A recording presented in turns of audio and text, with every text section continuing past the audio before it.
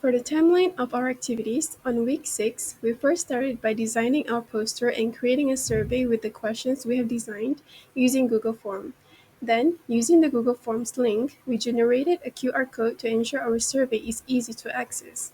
Then on week 8, we started to visit the beach areas and distribute the flyers with QR codes to beachgoers. Some of them are easy to approach and they are willing to help in answering our survey. On week 9, we continue on collecting more responses. We refined our strategy in approaching target respondents to encourage more participations by providing short and friendly explanations regarding our project. On week 10, we continued on collecting more and final responses to ensure we have sufficient amount of data before going to the next step, which is creating our presentation video. Next, on week 11, we began to work on our presentation video after collecting the data. Then on week 12, we proceed to complete both the video and final report, polishing and proofreading both to ensure the contents are consistent. And finally, on week 13, we uploaded the completed video on YouTube and submitted the final report. Next, for the challenges we endured while working on the project, we found that there is such a lack of willingness to participate among the beachgoers, especially for older crowds. While some of them were open to entertain us, many of them were indifferent when being approached, and a few others were unfamiliar with the QR code scanning. This reduces the amount of responses from older age groups and limited the diversity of our survey data. Other than the older groups, some middle-aged and young crowds were also uninterested to answer our survey as they were in a casual leisure mood, interacting with their families. The next challenge is skepticism regarding the QR code. Some individuals expressed concerns or suspicions over where the link might lead. Despite having university identification and official flyers, a portion of the public remained hesitant to interact. We also were troubled with the lack of video footage of when we were distributing the flyers and interacting with the beachgoers. This limited our ability to visually present the full extent of our field work in the campaign video and final report. We successfully overcame several challenges. First is getting younger participants more involved. We shifted our focus to younger beachgoers as they were more tech-savvy and willing to scan the QR code, which helped us to continue gathering responses despite low participation from older individuals. Next is to improve our communication approach with polite and friendly introductions by clearly explaining that we are university students working on a community project. We build trust and encourage people to listen and respond. Other than that, we increase the distribution through online channels. We share the survey link through social media and messaging apps, which allow us to reach more people beyond the beach and improve the overall number of responses. Additionally, we use pictures to gain trust by including our university logo on flyers and wore student IDs. This reassures the public that our project was legitimate and help reduce hesitation when scanning the QR code. Lastly, we maximize available media for documentation. We use clear photos of our materials and fieldwork. Even without video footage, we effectively showcase our campaign's message in the final presentation using visuals and survey results. During our survey process, we observed several key patterns that helped us understand the community better. First is age and location affect participation. People responded differently based on their age and environment. Younger individuals were more open and willing to participate, while older adults were more hesitant, especially when unfamiliar with technology. Second, is there some environmental awareness exists? A number of respondents already understood the issue of plastic waste. This made it easier for us to explain the campaign, especially when connecting it with ethical and Islamic values like Khalifa and Maslahah.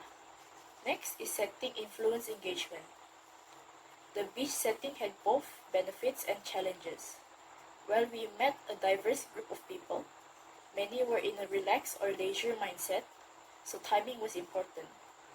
Afternoons and weekends had the best crowd. Lastly, real-life interaction built our skills. In Engaging with the public gave us valuable communication experience. We became more confident, adapted our approach on the spot, and learned how to handle real community interactions effectively. It's a key survey findings part. From the survey, we found that most of our respondents were aged between 19 and 35, mostly the students or young adults. 88% of them say that they would support the companies that use eco-friendly alternative, and 85% acknowledge that plastic straw contributes to a long-term populations.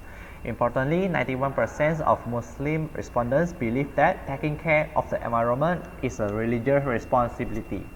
Connecting this belief to Islamic values such as amanah, which is trust, then wasatiyah, the moderation, and la dara, avoiding harm. This shows that environmental awareness can be supported and strengthened by the ethical and religious values. Okay, here you can see a pie chart that represents how aware our respondents are of the environmental impact of a plastic straws. Then a strong 85% say that they understood the issues, while 10% say that they did not, and 5% were unsure. Although that the majority are aware, this also means we still have room to improve the public understanding through further education and awareness campaigns. Conclusion from the survey. Based on the results, we concluded the most people in our community are aware of the harmful effect of a plastic straw and are open to changing their behavior.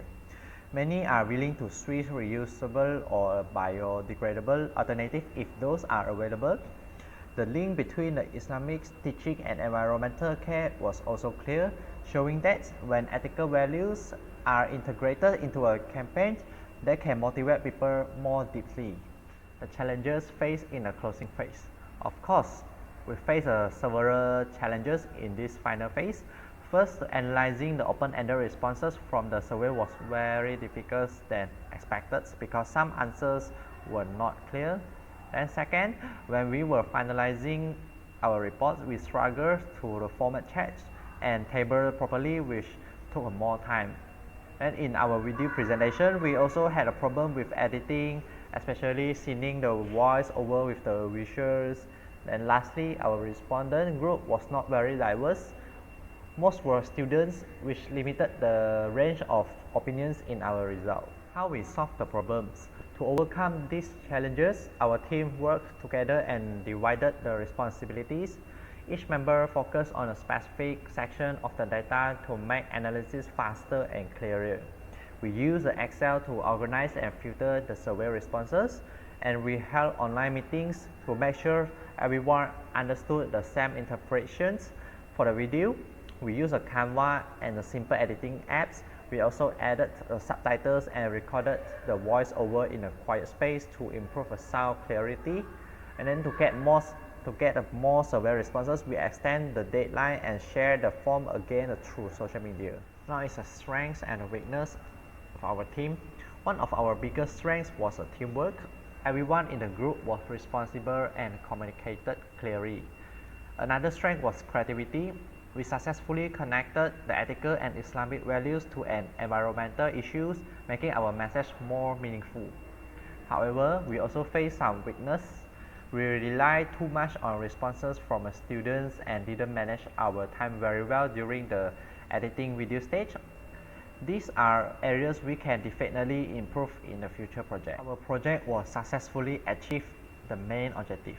We managed to raise awareness about the environmental problem caused by the plastic straws, and we encourage the community to consider eco-friendly choices. People responded positively to our message, and many agree that ethics and religion can play an important role in protecting the environment. In the future, we suggest involving a wider audience such as working adults or business owners, and collaborating with the NGOs or local authorities for a greater impact.